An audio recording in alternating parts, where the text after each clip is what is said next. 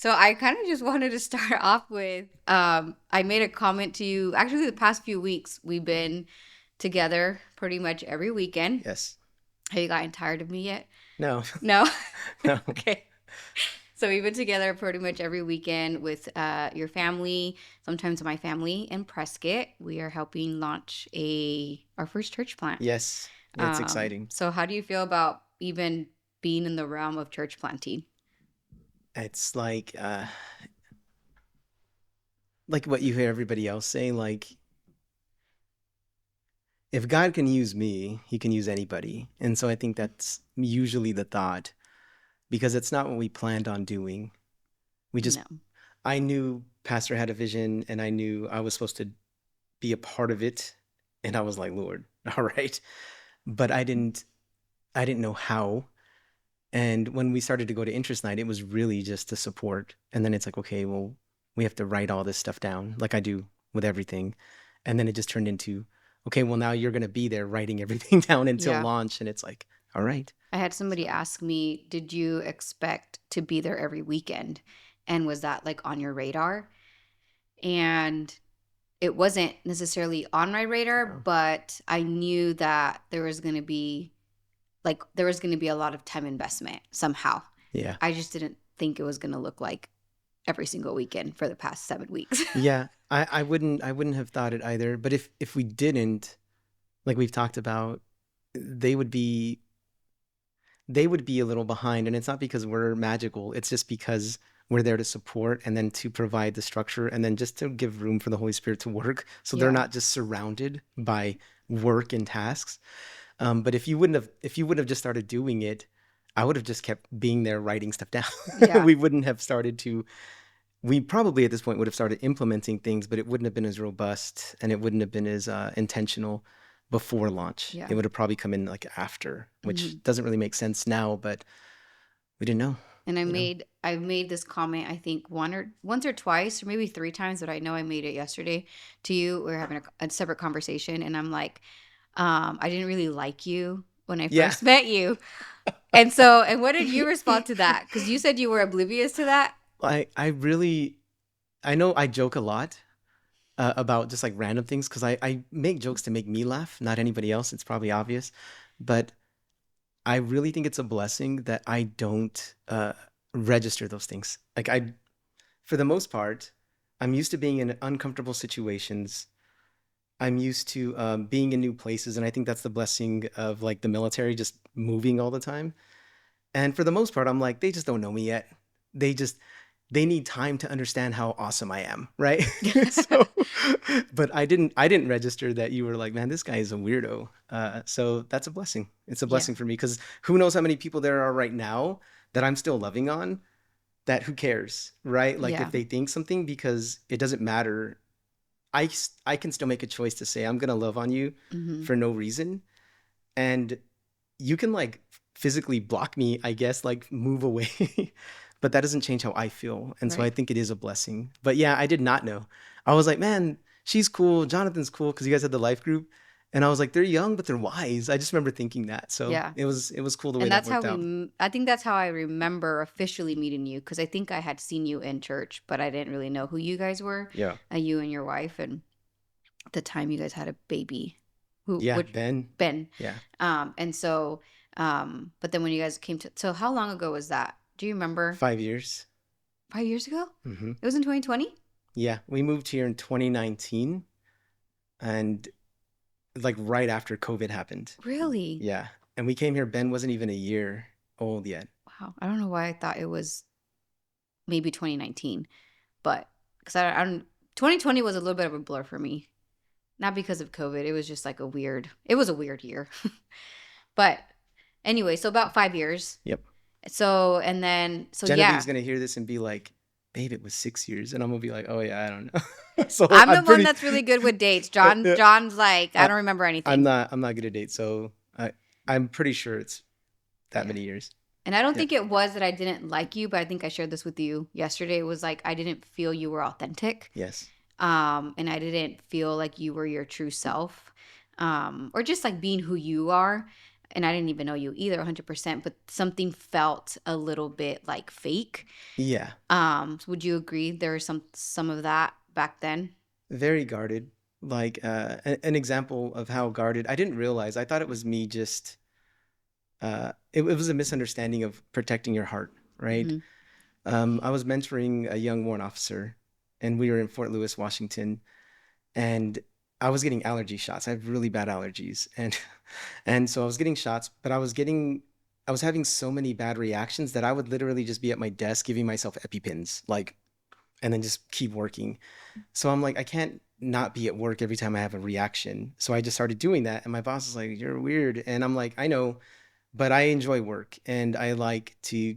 I guess keep my end of the deal, and my job as a leader and a soldier, right, a warrant officer, and anyways, this is one of the first times I had an allergic reaction, and my boss sent me home. And he was like, "You got to go home because you're my throat closes up." So I went home, and Genevieve, who served also, she was in the army. She was at like the PX, which is like our Walmart or something convenience store, and she saw my mentee, and he was like, "Hey," he just said hi, just exchanged niceties, and he's like, "Hey, where's Chief?" And she was like, "Oh, he had a really bad allergic reaction." And then she told me that later, and I was like, "Why would you tell him that?" Like, and she was like, "Why do you care?" And I'm like, "Because now he knows my weakness. And if he knows Mm, my weakness, he can exploit me. And also now I look weak as a leader." wow. And I really thought that that was guarding your heart, right? But really what it was is it was protecting a persona. And I really didn't see it as that. Mhm. I thought it was, and it was the same when I came here.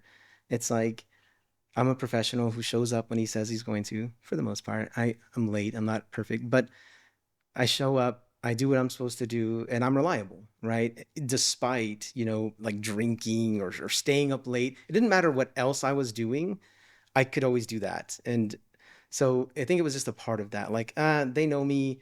I don't even know if we're gonna stay at this church, this life. I didn't know what life groups were. I was like, it'd be cool to get to know some people because we're new. And Genevieve was like friend finding, which is super smart. Because I was like, I don't care to find any friends. I'm good to just like hide in my house. So we went to the life group, and I think you just caught like what I just had done for decades at that point. Just professional me. You will know exactly what I want you to know because that's guarding my heart. And so that's what that was. So So how does that play? How did that play in your life spiritually? Because what that sounds like now, because you're on the other side now. Like yep, you walked through some healing. You've been walking with Jesus for a while now. yep, I think that one thing that our church does is it exposes us in a good way to like yeah, what the Holy Spirit's really trying to do. So I think the past 5 years, like the Lord has done that in your life and your family. It's like, hey, bro, like yeah, let's get to the who I actually created you to be, yeah. not this persona that you like thought you were. So how has your faith played a role in where you're at now? I think it's what you're saying.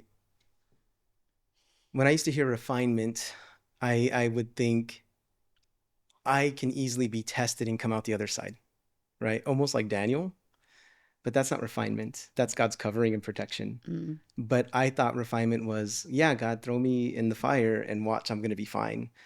Because I'm strong and I'm capable and I can figure this out.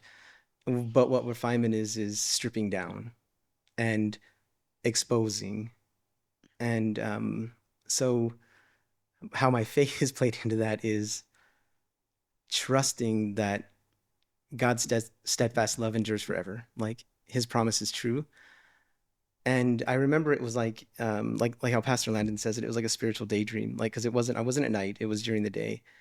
And I remember being like Lord, like I am just getting wrecked from both sides, like left side, front, right. And I'm like, and then I could see myself on this road, right? Like on this road. And I'm like, why do you have me out here? Like, why do you want me out here?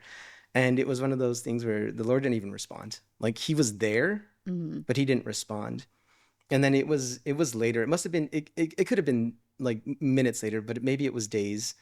Um, I was back there and I was asking him again, like, Lord, why do you have me here? Like, if I was there and I was protected and I was like explaining my fortress, right? Like my castle, like my security in profession, my security in investments, my security in how much wealth. I had like whatever money I like squirreled away. I was like, God, you like made me leave this castle, and now you have me here on this road, and I'm exposed to everything. And again, it was like nothing. He didn't really. He's like, I love you, just like that look. And then it was probably in that thing, but it was a little bit later where he was like, I hear your cries, and you really want to know. And he says, because you can see, go ahead and look at your castle.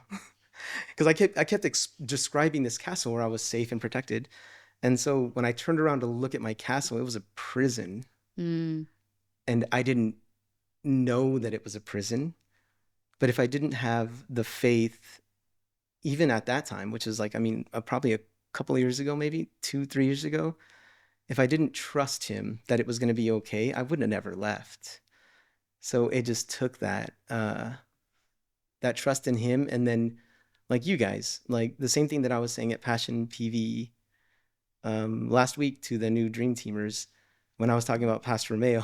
Like I said it like this, and probably because of the audience, I'm like, Romeo's a G, right? Like Hmm. he's a gangster. Like he is about that life. Like what you see is for real him. Yeah. And that's not a faith in a person. But when he says, hey, like you can lay it all down, man, I did. Like you can trust that God's going to provide, I did. And I know it's because I've known him, I know that it's true. And I saw it when he was going through it. And I was like, you're crazy, dude. But when he said it to me, like, you can do it too, he wasn't just saying it. And so, anyways, again, not faith in him, but because he's a G, right? And he was about that life. When he gave counsel, I never had to question if he was just trying to sell me baloney, Mm. So, anyways, faith in the Lord, and then mentorship, and then brotherhood, like the iron sharpens iron. So that's what gave me the So your castle confidence. was actually a prison, Hmm. but you built the prison. Would you say that, or would you say the prison was built around you, or would you say both? I I know we're talking metaphorically, but Yeah, no, I think that it was I gladly um built like my own cage. so what was it built? Because can you talk a little bit about your background, like your experience? You mentioned you were in the military, so can you talk a little bit about that, just like start to finish? Like this is Carlos. Carlos was 18. He left to the military. Is that how it happened? Okay, so all right, I have to go back because the military doesn't even make sense. Okay. So I grew up in a building that other people called church. It had the label church on it, and it was a Spanish church. I don't speak Spanish. I'm learning right now, but I didn't, and my family had no intention of teaching me Spanish. But I was going to this church every Sunday, and I knew Jesus and I trusted him. And but a child faith, right? But just like if we are the body of Christ, if like a left arm and a right arm, or even a finger, for it to work, there needs to be communication. Yeah.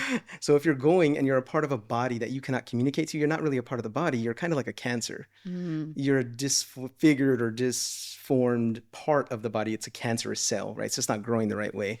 So I trusted Jesus, and but Jesus didn't really prevent me from getting wrecked and from like my dad being a psychopath, and like being exposed to all of these things, just harm, right? So I learned that I had to be pragmatic. Like I know Jesus loves me, but I better like start hiding or Mm. fighting or running, because if I don't, like I'm gonna get really hurt. And then it was kind of like hide in the things that other people are doing, so then you're not standing out. So it's like it was really a part of my, I wouldn't have called it a 5-year plan, but it was part of my junior high 5-year plan to get locked up to juvenile because all of my cousins had, and I needed a shared Mm. experience to kind of keep running that front, so to Yeah. speak. Like but God protected me. Like I never went, thank God. Like because it's like almost like I was trying to. So anyways, I was on this path of self-destruction, but it was really for self-preservation. And that might not make sense, but that's what it was. But then somewhere along the way, I was like, if I leave, I'll be okay. And I was always like, and I'm not, man, I love my family. I guess I just paid more attention in school. So I've always been smarter, book smarter, right? And I think that anybody can be academically smart if they Yeah. apply themselves. So I was always, I could, if I applied, I could get through school. But I got kicked out. And I was like, it's okay, because I made a decision or not a decision. I said, worst comes to worst, I'm gonna be a pilot in the Air Force. Like that's super easy to do, right? Because like they let anybody be pilots, I guess. So when I decided, I'm like, I'm gonna leave here. I gotta like run away. Basically, I gotta leave Mm. here because it's toxic here. Um, how can I do that? I gotta get like an amazing job. I don't know, in like Were these Boston. really your thoughts back then? Yeah. Okay. Like I have to leave. I had to leave Casa Grande for sure. And Tucson wasn't far enough and Phoenix wasn't far enough. Like I knew that. So I had to leave like this part of the country, not even like California. Like I had to Mm. go, like I said, Boston or New York, or so I had to leave the entire part of the country because my family at the time when I was like, I have to get away from these people, I was like, if I'm close, they're gonna pull me back in. Mm. And so I was like, I got to get a really good job. I've got to, I don't know what, but then I was like, oh yeah, I'll be a pilot. So overweight, uh, and no high school diploma. I was like 17. I walked in the recruiter's office and he was a really nice guy, but he was like, dude, like not even kind of, could you be a pilot? Like, and he was like, go talk to like the Marines. And then the Marines are like, dude, you're chubby. Like, we don't take chubby people, right? And I'm like, that's mean, and he did not care. I didn't say that was mean. I was just like, all right. Because I just thought they were gonna like, oh yeah, because like you're right. My idea was like anybody can enlist, anybody Yeah. can serve.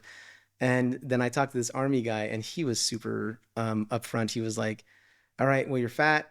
You got to lose 30 pounds and you got to go get a GED or get your high school diploma.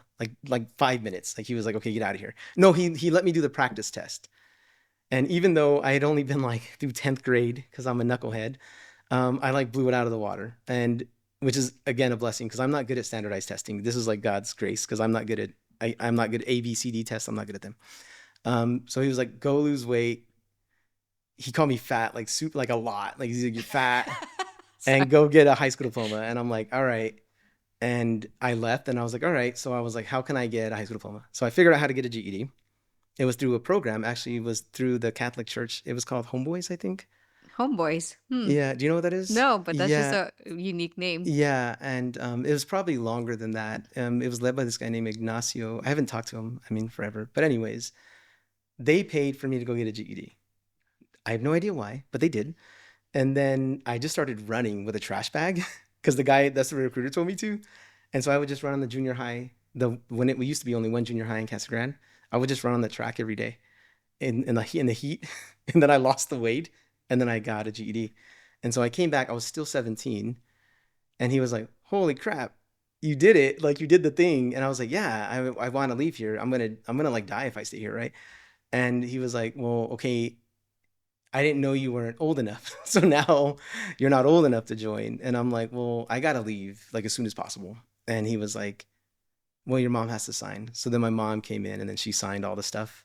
So I did all the stuff. I joined and then like I turned 18 because just the process. And then I left for basic training like 5 weeks after I was 18. And that's how That's how you got um into the that's military. how I got into the army. And thank God.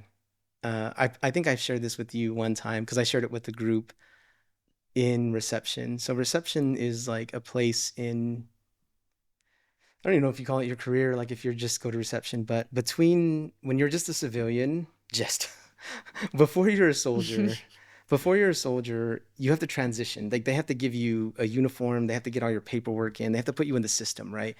And they do all that at a place called reception. And funny enough, that's actually one of Genevieve's command. When she was a commander, she was in charge of reception at Mm. Fort Jackson. So it's really cool, full circle, right? Anyways, I was at reception, still in civilian clothes, and I was like, "Well, this is dumb. I'm gonna go home." Changed my mind. After all of that, right? And I was like, "I'm not gonna do this. Like, it smells weird here. I don't know anybody." It was such like a melting pot, and I was like, "I don't think I can do this." And I got up and I've always felt this way, and I still feel this way. Like nobody can make me do anything. Like it would take a lot of strong men to make me go from point A to point B, right? Because I'll just be like, I just will lay on the ground. Like I just in my mind, nobody can make you do anything, right? But I also feel like that same mentality, like you can push through anything too, Mhm. right? Like, anyways, so I was like, all right, I'm gonna get my stuff and I'm gonna leave. And the fire guard, which is a guy that's up at night to make sure there's no fire, but really make sure nobody runs away. He was like, "What are you doing?" And I'm like, "I'm leaving." And he goes, "You can't leave." And I was like, "Says who?" I was like, "You've been here as long as me, dude. Like, you don't know anything. You don't know anybody here." Like, and he's like, "I'm gonna tell." And I was like, "I do not care. Like, what are they gonna do? Like, they're gonna arrest me, make me go to the army? Like, it's impossible, right?" Anyways, I walked down the hall, dragging my little suitcase, and I could just like picture yeah. all this whole thing And I happening. thought, I mean, I'm 18, just turned 18, and I see pictures of me. I really thought I was grown. Like I thought I was like a man, right? And I was like a baby, and so inexperienced in the world, so uneducated and so inexperienced, not worldly at all. Like just, but I was like, all right, I'm walking home. So, um, I grab my bag and I start to the end of the hall where the stairs are, and I go down one because it's like the caddy, flights where it's half a floor for every level of Hmm. stairs. So I got down the first half of floor, and then this is the first time the Holy Spirit has physically stopped me. He's done it again. He's moved me recently, but for a different reason. But physically stopped me. Like he wouldn't let me keep walking until we talked. And I was like, all right, this is weird because I wasn't close with the Lord like Did you that. know it was God at the time? Yeah, I think I did. Yeah, I Okay. did. Yeah, I did. I Did you still, want it to be God? yeah, yeah. I didn't have a dad, so I always wanted it to be a father. Mm. Like I always was hoping. So he was like, "What are you doing?" And I'm like, "Well, I'm leaving." Like this is just not it. I was close. I was close, but not this. And the Holy Spirit was like, "Well, I think it would be good if you stay." And I'm like, but I don't really want to. And that's a whole other thing. Like this wasn't really a conversation. This is mostly like a feeling. It was like this philosophical thing of want versus should and like this whole thing. And it's like, and he's like, I didn't really ask if you wanted to. I was just telling you should. And I'm like, okay, well, I don't think I'm going to. And he was like, if you do, you'll be blessed, right? And then and I'm like, I don't know what that means. And like I'm having this whole philosophical thing with what blessings are, what giving is, because I used to always think everything was like dollars, right? But at the time I'm like, blessed, oh man, finally I'm gonna make some money. Is my brain, right? And the Lord didn't argue with me because he knows you need what you need, at the time. And then I started to make these like I don't know what to call it. Like, I was like, if I stay, I'm gonna volunteer for everything. And the Lord's like, that's great. And I'm like, it's gonna be really hard, and it's gonna suck for me, and I'm not gonna be happy. And the Lord's like, oh man, I'm proud of you for sticking it out. And I'm Yeah. like, well, then I'm gonna stay. And he was like, I think that's a good decision. And so, I think, I think the presence brought me back to the room. The same fire guard is like, "What are you doing?" And I'm like, "Shut up." I'm gonna go back to bed. So I took all my clothes on, laid back down in my ghetto bunk, and then I stayed, and I'm glad I stayed because the Lord put men in my life to raise me, and Hmm. that's what He was doing. I mean, probably my whole career, How but long were you in the army? 22 years. 22 years. But especially those first 3 years, I feel like it was almost like infancy for me, and I was still young enough that it was like formidable. Like I could still be molded. Mm.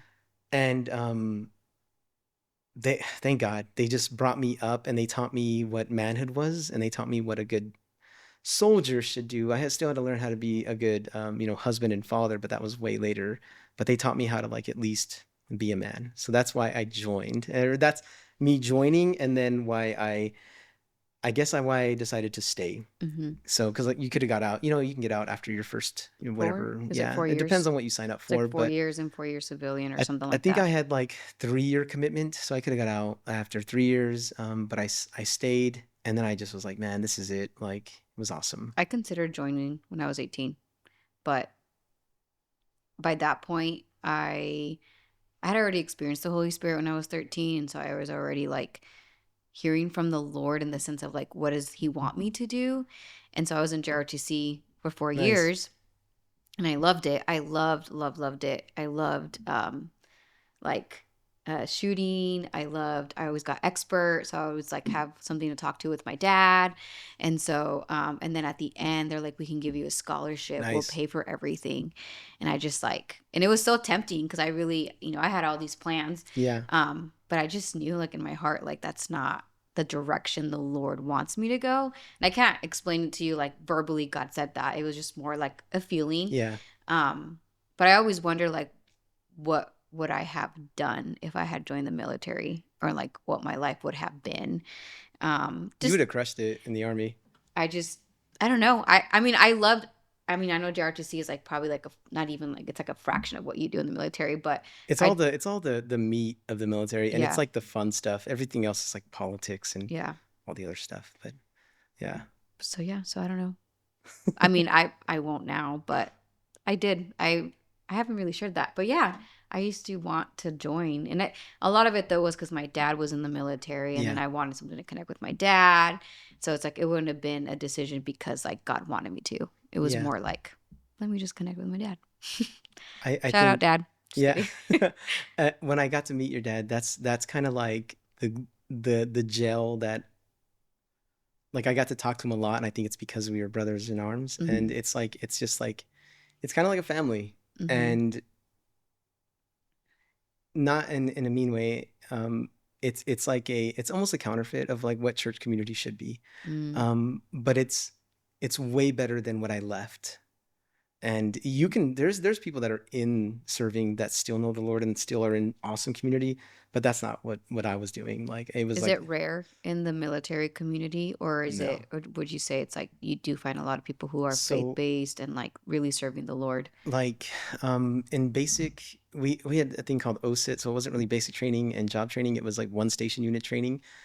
But there every Sunday we got to go to service, and then after it there was a Bible study from a master sergeant, and nobody's making anybody do anything, so he just did it. So he was faithful and he loved the Lord. And then at my first duty station, I was going to church there. Um, our when they deployed us, they sent a different chaplain who was our pastor, and you don't get to pick, like Right. you get what denomination you get. And he did some like scathing things, and that kind of turned me away from like I started to get the mentality like God's everywhere. I don't got to go to Mm. church, but there's Well, not. can you talk about that? So let's talk about that real quick. Yeah, like Just a little tangent. So there are people that believe that you don't have to go to church, yes. that God is everywhere, Mm-hmm. and that's it. Like you, like I don't need to go. So like, what would you say to that? Oh, it's a lie from the pit of hell. Like it it's a so like C.S. Lewis's Screw Tape Letters. Um, when he's writing, when Screwtape is writing to his sub demon, right, who's like tormenting this man, he was like, yeah, I don't care if he goes to church. Yeah, Mm. it's funny when people go to church. Like, let him go to church. And when he's there, make sure he notices the person tapping their foot. Make sure he notices the lady wearing the funny hat. Make sure that he's judging other men because they probably don't have a good a job as him. And it was in this this fiction that was written by C.S. Lewis. It's like um, the devil doesn't care if you go to church, and as long as he can convince you that everything is designed to just keep you away from the daily pursuit of Jesus, right? Everything Mm. is, and when you don't have accountability, you don't grow. You don't grow because you can just hide. And so for people that think God's everywhere. Like I don't need to go to. I watched it online, like and I'm not knocking our online community. I think that it's going to be a gigantic campus. I already Yeah. know that. And I think online is for those who literally cannot Cannot physically like exactly. be in a Yes, building because you're in yes, a different state, yes. or like, but if you're in close proximity, like Yeah, it's you should probably be in person. it exactly, and it's a supplement, but it's not the real deal. Like if somebody, it's like if you just drink protein shakes every day, all day, every day, like I don't think you would gain weight, but I don't think you'd be as healthy if you were eating a steak and potato, Yeah. and of course some greens. Like, so it can get you by, but it's not the real deal. But again, I think it's like a micro. way to keep you from fully engaging. And when I would say you don't need to go to church to know God, really what I was saying was I don't want to go out of my way to be uncomfortable. Mm. And um, I would go to church whenever I kind of felt like it at different places throughout my career. But it wasn't until I was I was going through my divorce and I was in Hawaii. Like it's like the most beautiful state. It's probably the most beautiful place in the world, in my opinion. Like, and I was so miserable and I was so hurt and I fought to go to church every Sunday. And it's because I was desperate. And if I wouldn't have, I would not have, like, I wouldn't have been baptized. I wouldn't have come into a basic, because I was there at least a year, maybe more, but I mean a basic, like maybe less than a preschool level understanding of what God is wanting from me. Mm. And if you don't have that understanding, you can't start to walk in what He's asking. But it takes that, right? I forgot where it was, but it's like you teach your kids how to read, and then you demonstrate reading, not because um, you do it because if you do it long enough, it becomes something you love. So if you never read and if you never teach your kids to read, they can never fall in love with reading. So it's like you Mhm. kind of have to do the hard stuff first, which is Yeah. the discipline of doing it, which Which is is really just going.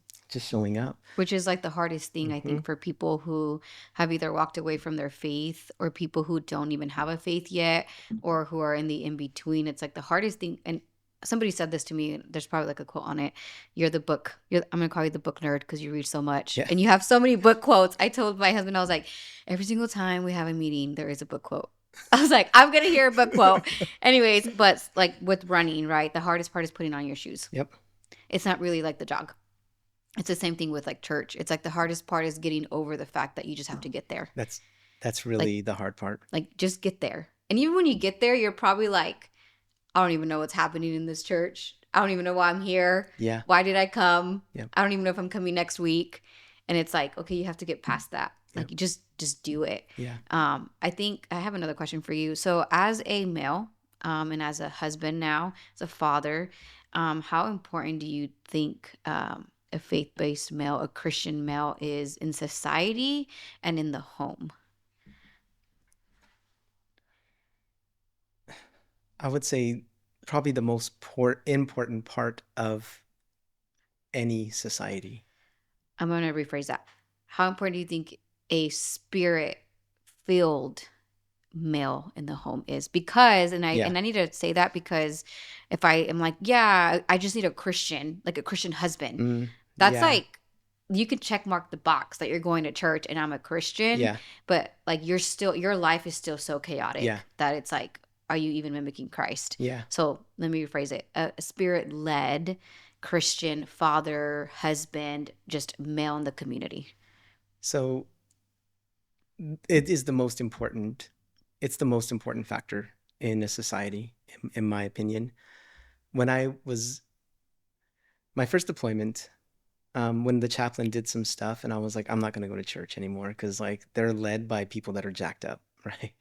Um, and then I was exposed to just a lot of stuff because I was still a cavalryman, so I was doing like army war stuff, what you think probably war stuff is. My other deployments, not so much. But anyways, I started to see how jacked up humans are. So when they say people are bad or people are evil, and they're like, no, they just, you don't understand. And like, the whole Disney thing where it's like, um, we just don't understand Maleficent in Sleeping Beauty. We just don't understand her side of the story. It's like, no, there's evil people. Mm-hmm. But what I took away from my first deployment was because this is a cool story. I was the first army, part of the first team of the US Army, so any military force in Fallujah, to reestablish the government there. Wow. So I got to help set up the government because when they took down the centralized government, Saddam Hussein, everything fell apart because it was centralized, which is why a centralized government is terrible. Um, but what I came to the realization is politics and government can fix these issues, these moral issues. Mm. And so when I came back home, I started to get involved in politics and I started to care more. And I wouldn't protest because I have a job, but I would donate and I would like try to put my energy towards candidates that I thought were going to try to help in the right way, Mm-hmm. what I considered right, like my idea of right. Um, and then when I was retiring, I was really going through this like, how involved am I going to be? Because if I don't get involved in politics, like I'm leaving society to fall to the wayside, Mm-hmm. right? Like, and I had this theory that America fell so far because all the strong men went to war. Mm-hmm. And that was my belief. And I would freak out. And I remember talking to Pastor Romeo about this. Like, I'm like, I can't just sit idly by, right? Like, um, I was making really good money and I was like, I can start supporting candidates. Maybe I should even run for local government. And that's going to fix all the things broken in our society. And he would listen like he does. And we would talk. Um, but then it was after, again, after many, many months, maybe a year. And I didn't do this on purpose. The Lord just pointed me here and then he brought it to light. Like, look where you are, kind of like, Mm-hmm. and I remember being like, oh my goodness, like I'm focused on my family. I'm focused on my kids and I'm focused on the Lord. That's the solution. Yeah. And I was like, oh, and I had peace. I wasn't like in turmoil. Like it would hurt to see how messed up our government is and how people were being exploited by them Yeah. and used by them. And I thought that you have to go out and fight in the streets. And it was like, In and the not home. literally riot. I mean, like you have to go out and make your voice heard. And it's like, no, if you focus your family, I was just talking to my daughter about this last night. Um, she's had so much breakthrough, like so much breakthrough in the last like maybe year. And I told her last night that the Lord brought it to my attention that, and because I couldn't see it, that my daughter for her life until probably last year is she lived in two homes Mm-hmm. in joint custody, and she didn't know what covering she fell under, Oh. and I never realized that. And when I was talking to her, because she went to a glow dance at junior high last night, and so she was just talking about what she was doing, and I was just like saying, I'm really proud of you, and I'm really happy, and I just am so grateful to God for what He's doing in your life. And then I started to talk about this covering, and she was like, yeah, like she made a choice because my son has always known that I'm Yeah. over it, but my daughter didn't. Like I left, like she was 2 weeks old when I went to Afghanistan. Then Mm-hmm. I came back, she was a year and 2 weeks, and then we were divorced. So Like, she's never really known. so she's never even been afforded the opportunity to make a decision to trust me as the head. Mm. But when she did, and again, maybe I'm glad the Lord didn't reveal it to me because I might have said something ridiculous. Like He let it just happen. And now we can talk about it after the fact. And she's like, yeah, I just know that I can trust you. And I said, and because of that, now the covering from God that is over passion, the covering from passion that is over me, and the covering of me that is over my family, she's blessed by it and Yeah. protected by it now. And if every home did that, society Yeah. would When I fix. think that's why men are so important in society, and even like as a woman, like I fell into the trap of thinking like even years ago like women need to rise up, women, women, women, and it's like that is such a lie, right? Because you need both. God created Yep. both. It's Yep. 50-50. It's not like God's like 60-40. It's like Yeah. no, it's like 50-50. There's a 50% chance you can have a girl or a boy. Yep. But then like even the reality of men, like I just remember growing up and like I regardless of how my dad was, in his earlier years, because I think as a parent, we're always learning how to be a parent. We're never going to be the best parent because there's always going to be a new year that we have to learn how to parent a 12, a 13, Yep. 14, Yep. 36-year-old, whatever. Um, and even in that, so when I was growing up, like I still looked to my dad. And it's like because it's created in us to like look to a male Yeah. to lead us, protect us, and it's ingrained because God created us that way. Yeah. So it's like when men don't take up that mantle of protector, of provider, of strength, of I'm going to lead you spiritually. Yeah, you are literally like not just your family, but society. You start to see, and when I say weak men, I don't even mean strength. Yeah. I mean, Yes. like Yep. emotionally, Yep. spiritually, where you're double minded. You can't make decisions.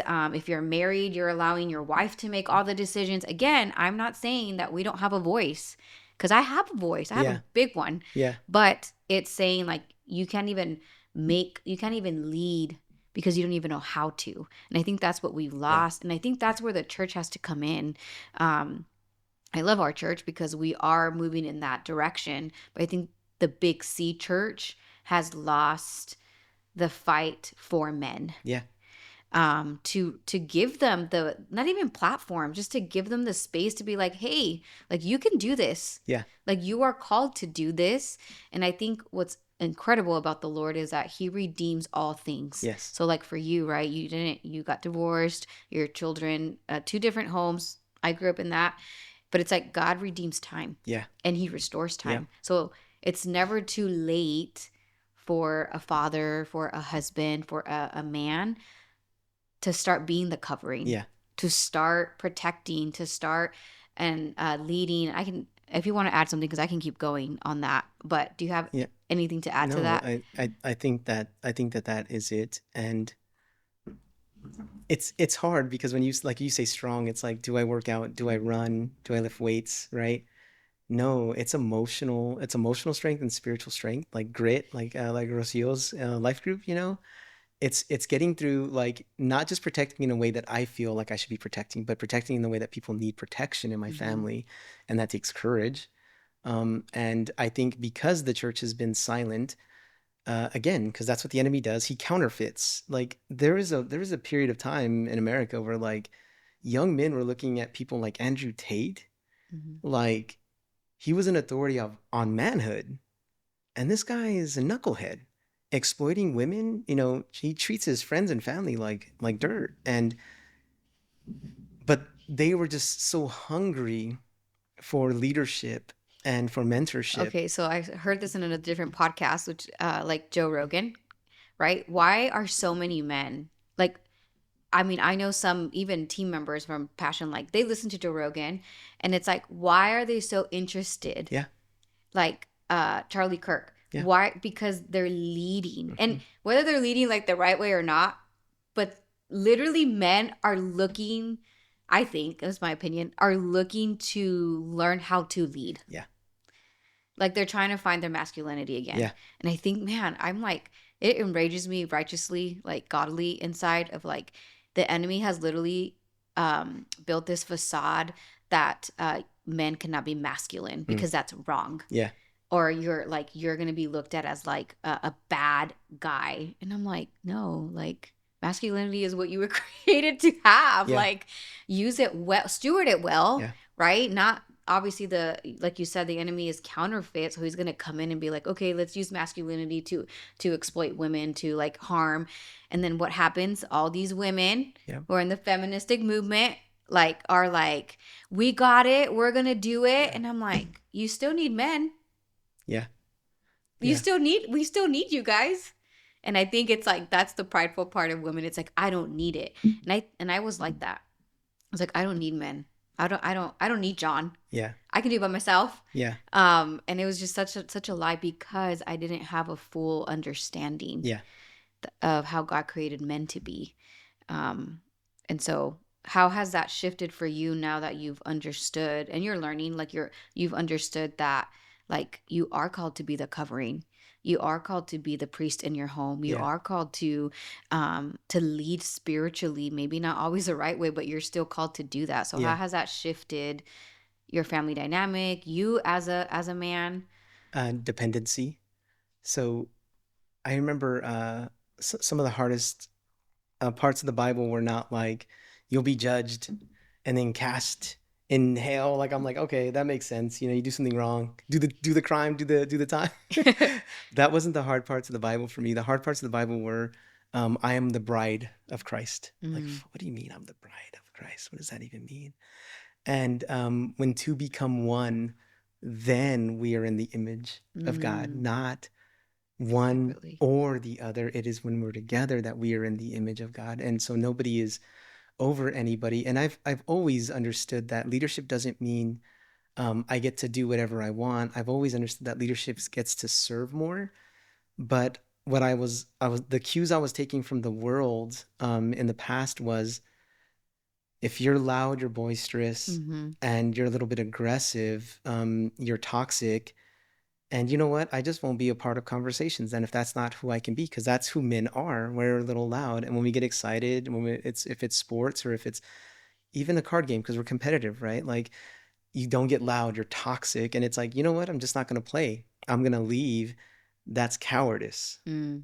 That's cowardice because it's hard to be confronted and it's hard to have a word to defend your faith, right? And people don't want to do it. But anyways, um, understanding that, understanding that, and I don't know if I'm weaving too wide, but that's why recently I will share like Pastor Mark Driscoll, right? Like I know he's not like super spiritual, but he understands the Holy Spirit, right? And Josh Howerton, who we got to, man, just amazing leader. Yeah, And then he's incredible. Pastor Landon, and and again Pastor Romeo, who I get to serve with, right? Mm-hmm. Like it is like if people knew them personally, like I know Pastor Romeo personally, so I believe the same with Pastor Landon. Like they're talking about demons. Oh my goodness, like they must be crazy, and it's like no, they're unafraid. That is the courage that we need to have, and that's the men we need to start pointing to and pointing other people to because I don't I imagine you don't watch Joe Rogan, but Joe Rogan is a thought leader and he's a leader in like in discourse. And when Wes Huff, do you Mm-hmm. know when Wes Huff went on Joe Rogan, not because Wes Huff is like strong, but he is in shape, but because he carries the mantle from the Mm-hmm. Lord. When Wes Huff was on Joe Rogan, Wes Huff was leading not because he is cool, it's because he's led by God. Yeah. So he even led Joe Rogan. And it's like, and I believe that it was probably Wes Huff was the straw that broke the camel's back that brought Joe Rogan to the Lord. Mm. Because nobody, like you're saying, every child and every daughter should be looking to the Father. I should be also looking to the Father and the groom, right? And that, again, the Yeah. hard parts of the Bible, like I have to model my life after Jesus. So anyways, that's my thoughts on that. And I think it does it shifts when men start to really one not just check mark the box for church, not just okay, I read my devotional today. Great, awesome, you read it, but did Yeah, you like get it in your heart? Like, oh, I worshiped. Does worship mean you listen to music or does worship mean you actually worshiped? yeah, Because it's two different things. Like when yes, you get past that, that's yeah, like phase one. yeah. That's like, It okay, really is. phase Yeah, one, awesome. yeah, Awesome, dude. Like, you did that. But like, phase two is like, okay, now I'm actually like studying my word. yeah, Like, I actually want to know what I'm reading. yeah, And then I'm actually going to church and I'm actually listening. I'm not yes, just hearing. yeah, And then I'm actually starting to feel the Holy Spirit tell me that I need to change something. yeah, That's like phase two. yeah, And then like phase three, it's like, okay, I hear you, Holy Spirit. So I'm going to obey. yes, And then you obey. And it's like, okay, I'm studying the word now. Like I'm noticing, and this is like the crazy thing that I think the enemy does. It's like, oh, phase one, great. Like keep doing stay that. there. Yeah, Stay there. yep, yep, Phase two, it's like, okay, yeah. But it's like, I think when you, and again, I'm making these phases up right now, but like yeah, maybe this is a sermon, but it's like phase three to me, it's like the veil has been lifted from yeah, your eyes. yeah, So now you're actually starting to see the chaos that the enemy has caused, whether it's your family, in yourself, in your wife, wherever stage you're in life, teenager, dating. You get the veil lifted as a man, yeah, and then it's like, oh, like what is happening, right? Because now you start to understand spiritual warfare. You start to understand that as a man, like you have allowed the enemy to kind of cause havoc yep, in whatever journey you are in your whatever stage of life you're in. And so then I think stage three is when men are like, they either will run back to stage one and two because they're like, I don't know how to move yeah, forward, or this is daunting and overwhelming, yeah, or you can have all that and still then, like you said, you mentioned brotherhood earlier, you're going to then start to be like, man, church community is so important because now I understand that there is a war that the enemy has had me and I had no idea I was in it, Yeah. and now I get to fight. And then it's like phase 4, it's like you're learning the fighting moves, you're Yeah. learning the spiritual warfare, you're learning that you have to cover your wife in prayer. Yep. Don't just take her to church, Yeah. cover her. Yep. Right? You're learning that her anxiety or her emotional state is really because you haven't been praying and covering her by Yes. the blood of Christ. Yes. Right? You're learning that your daughter or your son, right? Like the reason they've been acting how they've been acting is because they haven't been led. They Yeah. haven't been covered. They Yes. haven't been protected. And so I think, again, maybe this is a book for phases. I don't even know. But like, I think that's what I've seen happen. It's like, and it's great when men start to get the epiphany of like, I'm actually in this. Like God actually created me Yeah. to, one, lead strongly with your faith and your emotions. You don't have to be the loudest person in the room. Yep. Right? I Yeah. love John, my hubby, because he's not the loudest person. He's probably the quietest person. Yeah. But he leads with so much strength and so much conviction. There's a certainty There's to a the certainty. words. Yeah. And it's like, I know he's not going to be shaken. Yeah. And so I think just for men, like for me as a woman, I want to see strong men leading. Yeah. Because I have a daughter who one day will get married. Yeah. And I don't need her marrying no weak guy. Like, get out of here. Yeah. Right? I don't need no guy like, I don't know, you pick, sweetheart. No, you tell Yeah. my sweetheart what's best for her. Yeah. You know? Anyways, that's my little rap because No, it's just it's good. And I wrote it down. And you can tell me if it's not like the 4 phases, like I'm hearing you say, is see, know, do, and then be. mm-hmm. And like you said, the first phase is just like showing up, and you can't see unless you stay. You can't see unless you stick around. I would say a year. At least. If you guys want practical, like if you're a male and you're like, I want to go to church, I don't know. Okay, just give it a year. Yeah. Like you can give how long is football? Normally? I don't even know. Yeah, I don't even know. I think it's like September through February. Yeah. If you can literally watch football every single Sunday, Yeah. that is a discipline. That is a habit. It is. Yeah. Then you can probably commit the same amount of time to go to church. Yeah. So that's your phase 1. So in anything that you're serious about, this is like the conversations with Genevieve and myself, like it's a relationship. You're creating a relationship with something, and even laziness, right? Or even TV, it's a relationship. And if you notice, the relationships that last the longest are the ones, one, you actually like and that are easy for you to do. Mm. And so when you want to create a new habit in your life, running is a good one for me because I really like running. I enjoy it, but I didn't enjoy it the first 5 years. Mm. It was something I had to do. But I use running as like a metaphor now. If you want to do something, or you want to see if you want to see it, how about the phase 1? Yeah. You have to do it for a year. And it's not, and that's the thing too, like you get sprinters, right? Like I'm going to run, I don't know, I'm going to run a marathon. It's like, okay, do that. You should do that. But don't try to run 20 miles the first time you go run. Like run like a quarter mile. And they're like, oh, you're not serious about it. And I'm like, well, you're not either, because you have to fall in love with it. Yeah. And it's the same thing with being in corporate worship and in being in a place where you fall under the authority of a pastor, because that's what it is. Do you want to get? They're fine. If you want to start to understand what it is, you have to give it a year. Yeah. And nobody wants to hear the year. Nobody wants to hear the year. Everybody wants the 2 weeks, 3-week habits. And it's like, it's a lie. It's a lie. So anything you do, you have to, in my mind, you have to do it for at least a calendar year. And even if you don't do it every day, if you commit to doing it, the decision, yeah, you're going to start to be able to see it. But a story about doing, when I remember being on like fire, I was like on fire. Like, I don't know what it was. It was like just an amazing day. And I was driving home from church. I call that road Revelation Road, because the Lord speaks to me so often when I'm driving on that road, either to church or back home from church. The Maricopa Highway for people, the Maricopa Casa Grande Highway.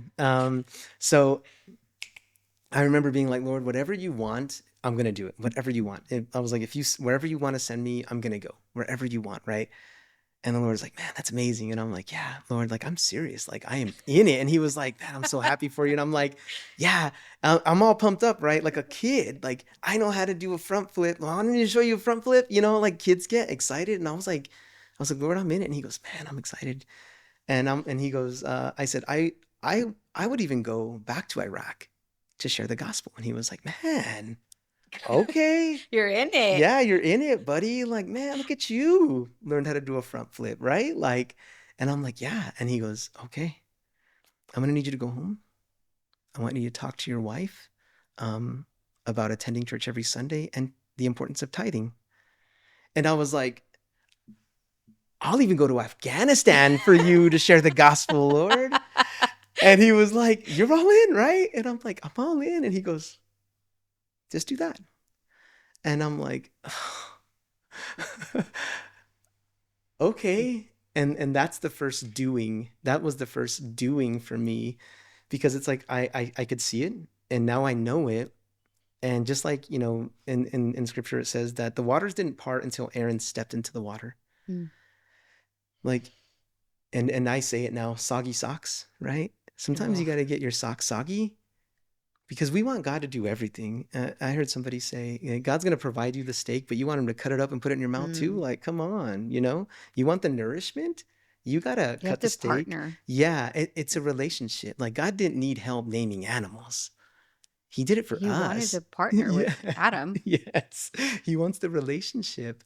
And so anyways, that's the phases for me. I thought it was like going and conquering the world or something or spreading the gospel and getting beat up for it. And really it is if I look to like Pastor Romeo to say these bold things on social media, if I look to Pastor Mark Driscoll, Pastor Landon, who's just like in it, I need to be in it for my family at the very least. and and they're in it for their family because that's where it started. Exactly. And so it's like sometimes, and we're gonna like close the loop on this one, but sometimes it starts there. It's like we want to go do all these things for God. Yeah. And actually that's beautiful. Yeah. Like you have this moment, you have this encounter, and you have this zeal, and you're just like, I'm ready. And it's like, Yeah. okay, and the Lord wanted you to get there because then he's gonna ask you to Yeah. do that one thing that's Yeah. like, okay, awesome, take it to your house. Yeah.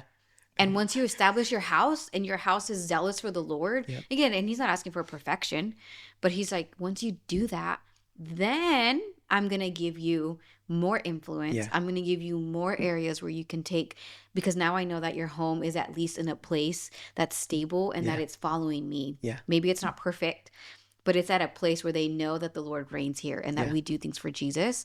Okay, now, and I think that what's cool about you, Carlos, is that and just how God's just been like weaving your story is like you didn't start in the home, it started with you, and then you were zealous, and it's like, okay, now go home. And then you've been working on your home Yep. for the past, I don't even know how long, I can't put a timeline, but you've been working on your home. And then now the Lord has allowed you to then do that outside of your home because Yeah. now you're doing it for the church, Yeah. right? And I think what's really, if you guys don't know this about Carlos, this is why Carlos and I work really well together, because I literally just had this vision or this structure flow, and he wrote it down, and like that's exactly what I needed. And so I think that's really cool too that I've been able to see the guy that I was like, dang it, this guy's fake. I don't want to be around this guy. It's the guy that I'm around the most for what we do in Yeah. ministry. Yeah. And we've been able to, I feel like the Lord's like, hey, I needed somebody to complement what you're thinking because we think alike in the sense of structure, but the way that we execute is very much very different. Yeah. And so I'm saying all that to loop the circle that for men, I believe it starts with just like making the decision. Like, Yeah. I'm going to follow Jesus. I don't really know what it looks like. I don't really even, and I love your story about, what'd you call it when when the Holy Spirit stopped you, that little area? Oh, I don't P, it even was something know. with a P. But anyways, when the Lord's basically like you're having this philosophical conversation with God and the Lord, and you're like, I don't even know what that means. I don't even know what blessings means. Yeah. But like, you still just did it. Right. And I think for anybody listening, men or women, like it just starts with like, yes. That's it. Like you don't have to have a plan. No.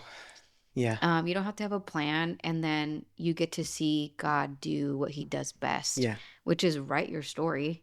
And I think he writes multiple paths for us because he knows, and this is your word, we're knuckleheads. Yeah. And we're knuckleheads. And so sometimes we don't listen, or we don't hear, or we get distracted. Yeah. And it's like, man, just get back on the saddle. Yeah. It's And as keep easy as that. and keep going and just decide like I decided that I'm going to do this until I die.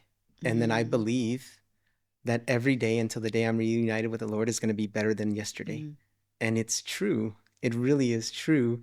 And that doesn't mean there's not bad days. Like we had a hard time last Saturday, but you know what? Like Sunday was so much better than every other day before that. mm. And it's like you don't get bogged down, you Yeah. know? And I think Dr. Shelley said it. Depression is, you know, you're stuck in the past, and anxiety is you're worried about the future. And I'm just like, okay, when I start dwelling, I'm like, Lord, I'm gonna stop. Like, When please his take this. word says, like, don't worry about tomorrow. Don't worry. Yeah, And I'm literally. like, Yeah. that's all I think about. Yeah. Just kidding. I'm a Sorry, planner. Lord. I'm a planner, I'm a Lord. planner, But Lord. yeah. You created me this way, so it's your fault. It's like, again, I'm not taking blame. Just kidding, Yeah. Jesus. I know it's me. But anyways, Carlos, thank you for being on my podcast. I really appreciate it. Yeah. Thanks for And having me. I'm excited just what God has for you and Miss Genevieve, and your kids. And I Yes. think that you're seeing fruit of doing the hard stuff at the beginning, like the first 5 years of running. I think you're Yeah. seeing the fruit of of your yes to Jesus. So I'm Yeah. just excited for like the overflow that's coming for you guys. Yeah. Yeah. So It's good. so thank you. Thank you.